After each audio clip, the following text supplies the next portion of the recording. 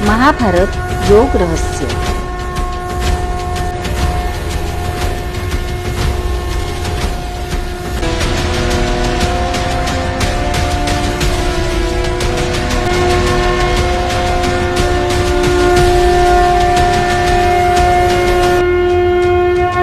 वैदिक विश्व या यूट्यूब चॅनलवर आपले सहर्ष स्वागत आहे।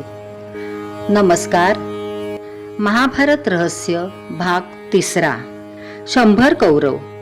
ज्ञानांध धृतराष्ट्रापासून जाणतेपणी अंध बनणाऱ्या गंधारीला 100 पुत्र व 1 पुत्री झाली असे दाखविले आहे। लक्षात घेण्यासारखी गोष्ट अशी की सर्व 101 पुत्र व पुत्रीची नावे दुहू म्हणजे वाईट अशा विशेषणाने सुरू झाली आहेत। आपल्यामध्ये वाईट म्हणजे दुर्वृत्ती अनेक म्हणजे 100 असतात। म्हटलेच आहे, विवेक भ्रष्टानां भवति विनिपात शतमुखः। असल्या 100 वृत्तीरूप प्रवाहांद्वारे आपले सतत अधपतन होत असते। कौरव वंशाचा पिता ज्ञानांध धृतराष्ट्राला असले वाईट वृत्तीरूप 100 पुत्ररूप कौरव असतात। त्यांची नावे दुर्योधन, दुःशासन, दुर्वृत्त, दुम्मती, दुविजय इत्यादी दाखवली असून एकच मुलगी झाली। तिचे हे नाव सुशीला म्हणजे उत्तम चरित्र वा शील असलेली ठेवण्याऐवजी चक्क दुःशीला म्हणजे उलटा असे ठेवले आहे।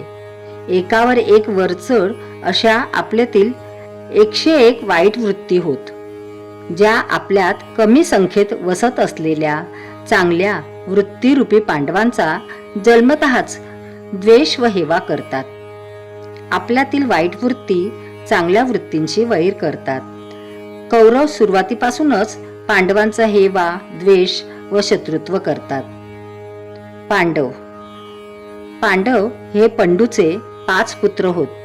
पंडित शब्द पंड म्हणजे ज्ञान या शब्दापासून उत्पन्न झाला आहे। आणि पंडित कोण तर गीता सांगते, पंडितः समदर्शिनः, जो सर्वांना समभावाने पाहतो तो पंडित होय। पंडू म्हणजे ज्ञानाची उत्तम रचना करणारी साधकातील वृत्ती होय। संस्कृतमध्ये जी अवस्था अथवा व्यक्ती सर्वोच्च स्थितीमध्ये असते अशा अवस्था वृत्तीच्या नावाच्या शेवटी उकार लावतात। जसे पंड पंडू, मंड मंडू, रघ रघु, ईश्वाक ईश्वाकू, काक काकू, उपनिषद उपनिषत्सु इत्यादी। या पंडूचे 5 पुत्र म्हणजे पांडव होत। पांडव 5च का तर आपली ज्ञानेंद्रिये 5 व प्राण 5च असतात, यासाठी पांडव 5च आहेत। धर्म।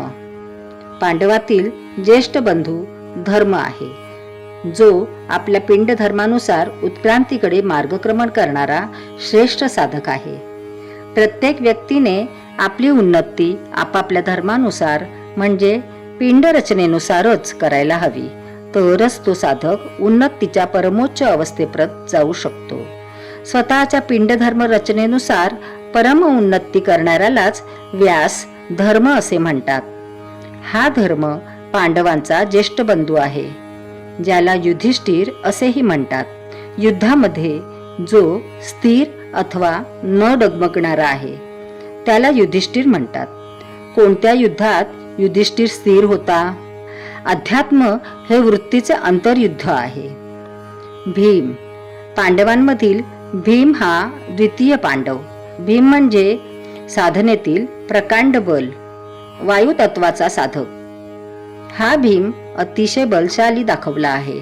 आपण आपल्या सद्वृत्ती धर्माला अनुसरून वागल्यास साधकात विलक्षण सात्विक बळ येत असते। अर्थात हे बळ वा शक्ती आणि गदायुद्धातील कुशलता दुर्योधनाकडे सुद्धा होती, परंतु त्या शक्तीचा उपयोग तो वाईट कर्मासाठी करतो। 3रा पांडव अर्जुन होय। म्हणजे येणाऱ्या सर्व बाधांना एखाद्या आरी म्हणजे तीक्ष्ण शस्त्र आणि अर्जुन म्हणजे साधनेत येणाऱ्या सर्व बाधांना एखाद्या आरीप्रमाणे चिरीत जाऊन आपले आध्यात्मिक ध्येय गाठणारा साधक होय।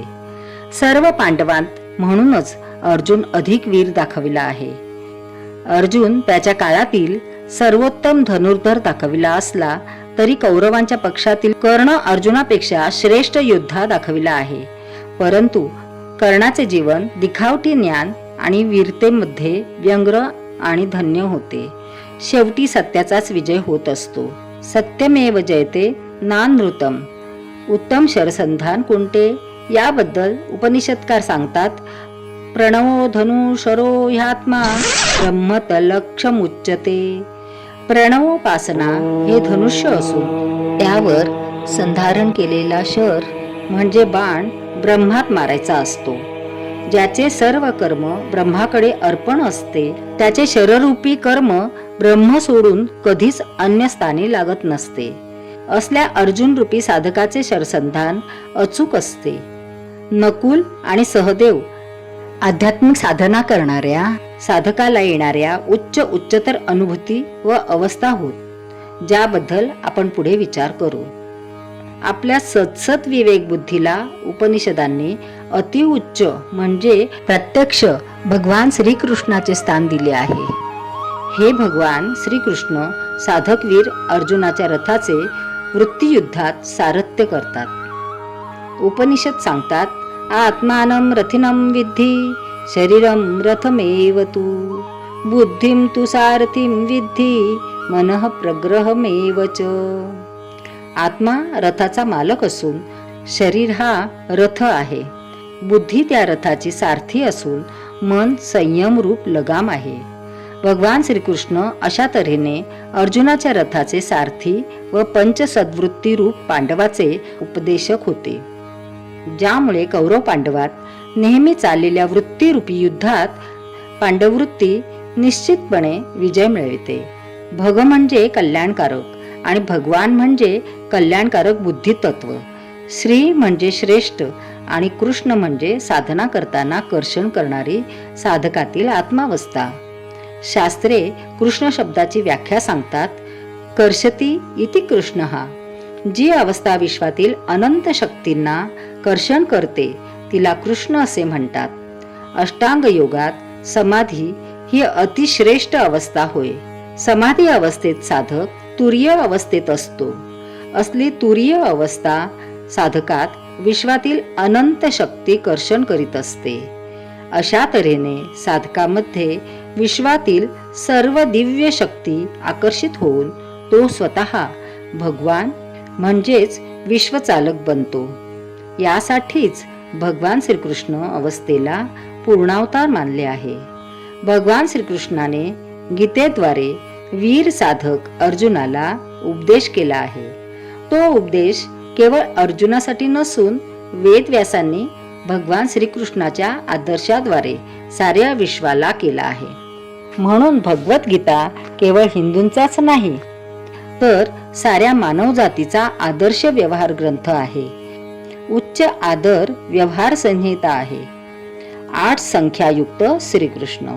भगवान श्रीकृष्णाच्या जीवनामध्ये 8 संख्येला खूप महत्त्व आहे. श्रीकृष्णाची जन्मतिथी अष्टमी आहे. श्रीकृष्ण हे त्यांच्या आई वडिलांचे 8वे मूल आहे. श्रीकृष्णाला 8 बायका दाखवल्या आहेत. या 8 संख्येचे कारण अष्टांग योग आणि अष्टमहासिद्धी होत. अष्टांग योगात यम, नियम, आसन, प्राणायाम, प्रत्याहार, ध्यान, धारणा आणि समाधी अशी 8 अंगे आहेत.